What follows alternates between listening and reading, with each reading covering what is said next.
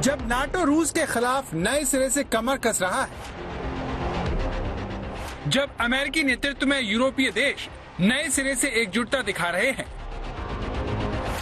जब नाटो पर पुतिन को जवाब देने का दबाव बढ़ता जा रहा है, क्या तब पुतिन अपना ब्रह्मास्त्र चलने की तैयारी कर रहे हैं?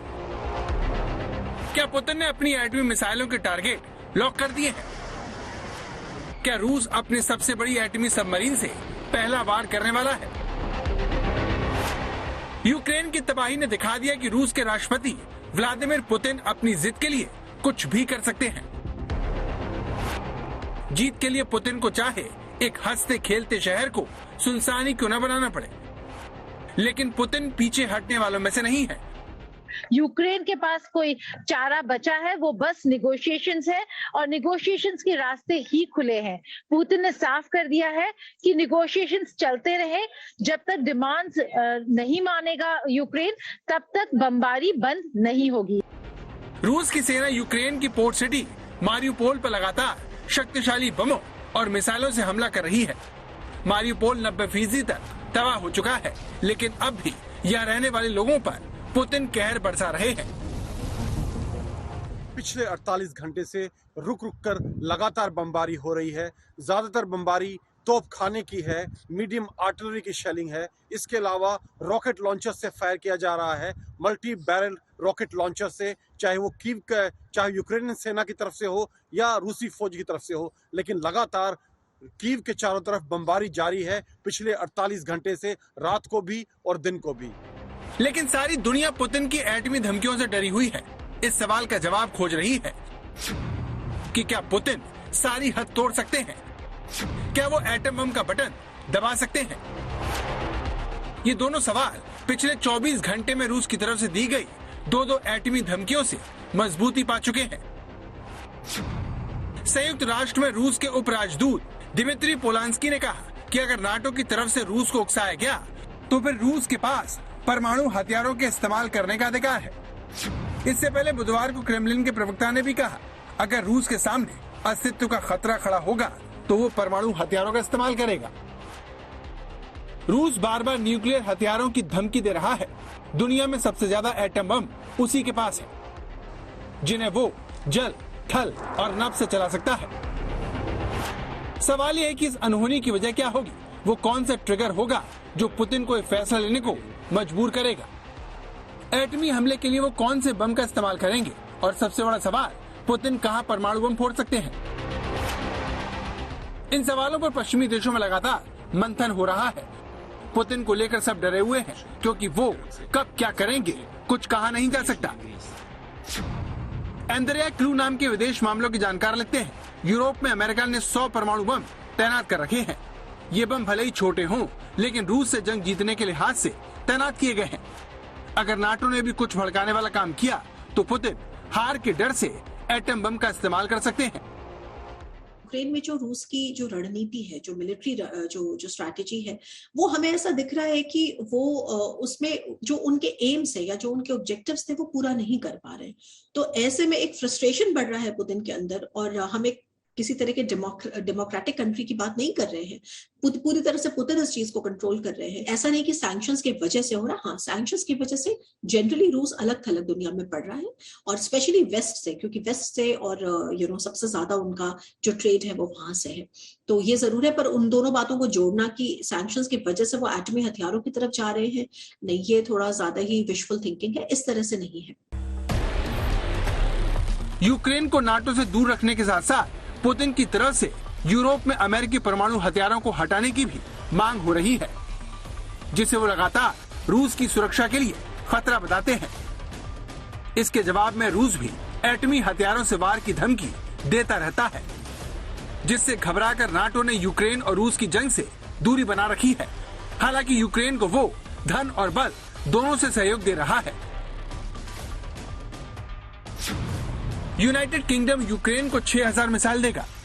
इससे पहले वो यूक्रेन को 4000 next generation light anti tank missile और जेवलिन मिसाइल दे चुका है। जर्मनी ने भी यूक्रेन को 2000 हैंड ग्रेनेड लॉन्चर देने की बात की है। The UK having been in the lead in giving anti-tank weaponry, is now giving 6,000 more missiles in addition to a lot of other support. But there are now dozens of nations that are supporting the Ukrainians, and we're moving really from a program of supporting resistance to supporting Ukrainian defense of their own country. NATO और रूस विरोधी देशों से मिले हथियारों के बलबूते ही Ukraine रूस को नुकसान पहुंचा रहा है।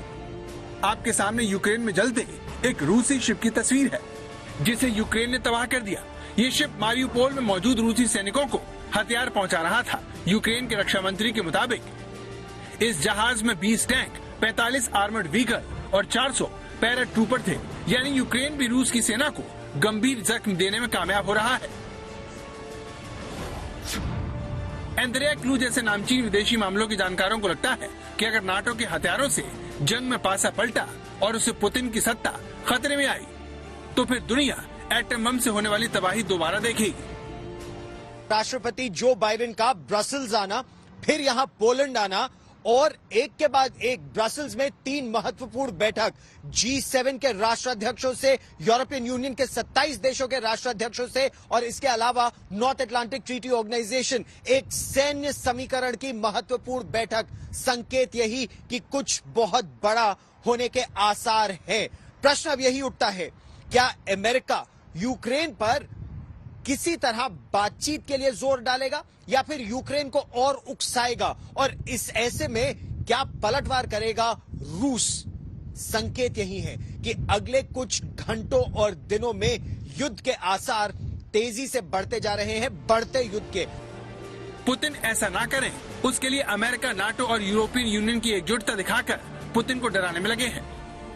He's asserting that we, America, have biological as well as chemical weapons in Europe. Simply not true. I guarantee you. They're also suggesting that Ukraine has biological and chemical weapons in Ukraine. That's a clear sign he's considering using both of those. He's already used chemical weapons in the past, and we should be careful what's about to come. He knows there'll be severe consequences because of the united NATO front, but the point is, it's real. Putin को रोकने के लिए Joe Biden Brussels में 3-3 बैठक करने Europe आए। Norway में NATO देश की सेनाएं सैन्य अभ्यास कर रही हैं।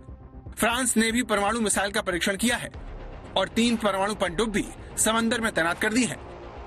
Expect leaders will agree to strengthen NATO's posture in all domains, with major increases to our forces in the eastern part of the alliance, on land, in the air, and at sea. The first step is the deployment of 4 new NATO battle groups in Bulgaria, Hungary, Romania, and Slovakia. यानी अब सारी तैयारी संभावित परमाणु हमले के इर्द गिर्द हो रही है। सवाल यह है कि क्या नाटो और अमेरिका को भी लग रहा है कि पुतिन एटम बम फोड़ सकते हैं, लेकिन सवाल है कहां? अमेरिका और नाटो को पीछे धकेलने के लिए पुतिन किसी खाली जगह या फिर समंदर में एटम बम फोड़ सकते हैं। इसके बाद पुतिन यूक्रेन की सेना के हथियारों के डिपो, आर्मी बेस पर हमला कर सकते हैं। ऐसा करके पुतिन एक झटके में नाटो की चुनौती बढ़ा देंगे। एक बार को हम मान के चले कि अगर ऐसा होता है तो ऐसे में नेटो अपने ट्रूप्स को भेजेगा नहीं, ऐसा नहीं होगा। बहुत संभव है कि ये एक तरीके का पोस्चरिंग है, ना कि ये कि वो सचमुच इस्तेमाल करे।